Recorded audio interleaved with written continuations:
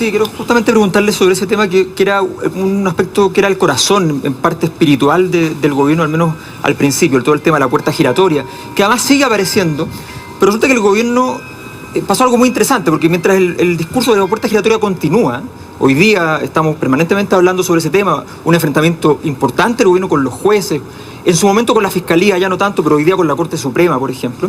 Resulta que el gobierno hizo un informe muy interesante que encargó una empresa norteamericana muy famosa, muy prestigiada respecto a seguridad, que básicamente decía que Chile tenía demasiados presos, que decía que habían demasiadas cárceles de alta seguridad, y que la política de meter preso, un poquito esa política neoconservadora, de paz ciudadana, qué sé yo, estaba muy equivocada, que la había llevado a cabo, de hecho, la concertación en gran medida.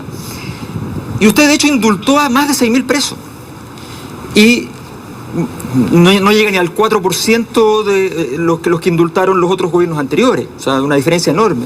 Bueno, ¿cómo aborda usted ese discurso de que realmente hay que sacar gente de las cárceles y no meterla, con el discurso de que hay que sancionar y ser mucho más severo en las sanciones? ¿Cómo se entiende esa contradicción?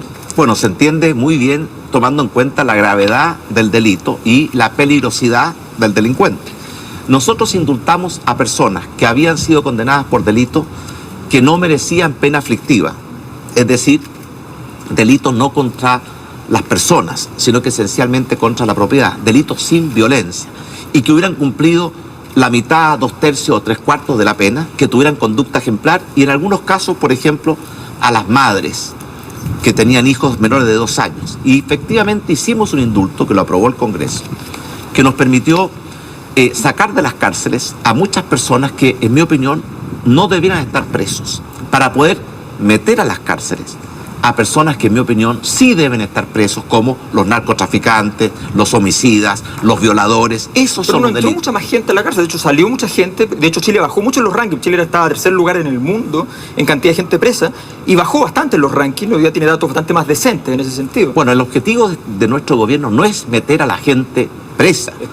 El objetivo ojalá es que haya los menos presos posibles, pero sí es un objetivo que el que comete delitos graves, como homicidio, violación, atentados sexuales contra nuestros niños, sí esté preso. Y por esa razón, lo que hicimos fue hacernos cargo de un drama que había en nuestras cárceles, de un hacinamiento y una sobrepoblación, y lo hicimos con este indulto, pero al mismo tiempo ampliando más de 12.000 los cupos a través de construir cárceles que se habían prometido durante mucho tiempo, pero que nunca se habían terminado, como por ejemplo la cárcel de Antofagasta. ¿Y echarle la culpa a los jueces? ¿Usted cree que es parte de un repertorio adecuado? ¿Fue una mala idea esta idea de supervisar los fallos de los jueces o no? Yo creo que no, porque la lucha contra la delincuencia involucra a muchas instituciones.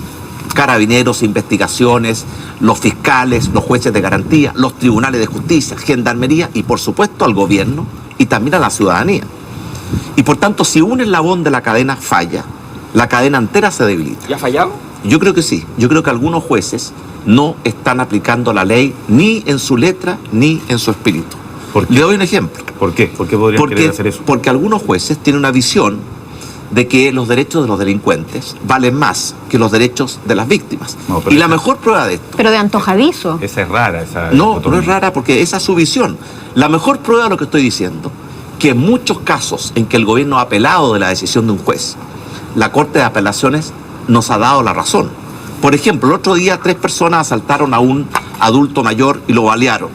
Estaban todas las pruebas, la evidencia de pólvora en las manos, el reconocimiento de testigos, el auto en el cual habían huido, y sin embargo el juez de garantía los dejó en libertad. ¿Por qué? Yo creo porque no aplicó bien la ley. No aplicó la ley ni en su letra ni en su espíritu. Por ejemplo, cuando vemos en televisión, después de las marchas es un derecho de una democracia. Y yo no solamente comparto, sino que voy a defender siempre el derecho de los chilenos a manifestarse, a protestar, a marchar. ¿Eso lo dice con convencimiento? Absoluto.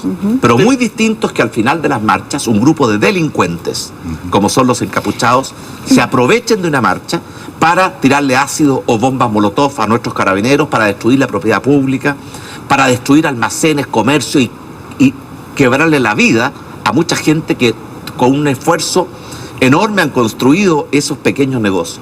Y sin embargo, los carabineros detienen a estos violentistas, se entregan las pruebas, videos, fotografías, testimonios, y al día siguiente vemos que algunos jueces los dejan a todos en libertad. A mi juicio eso es una forma equivocada de aplicar justicia y esta es mi opinión. Yo respeto la autonomía y la independencia del Poder Judicial. Y me parece muy sorprendente que en un mundo en que la transparencia es un valor tan importante, la propuesta de crear un observatorio judicial, que es simplemente que los ciudadanos sepan qué están haciendo nuestros jueces, provoque tanta rechazo en algunos jueces. Y mucha crítica.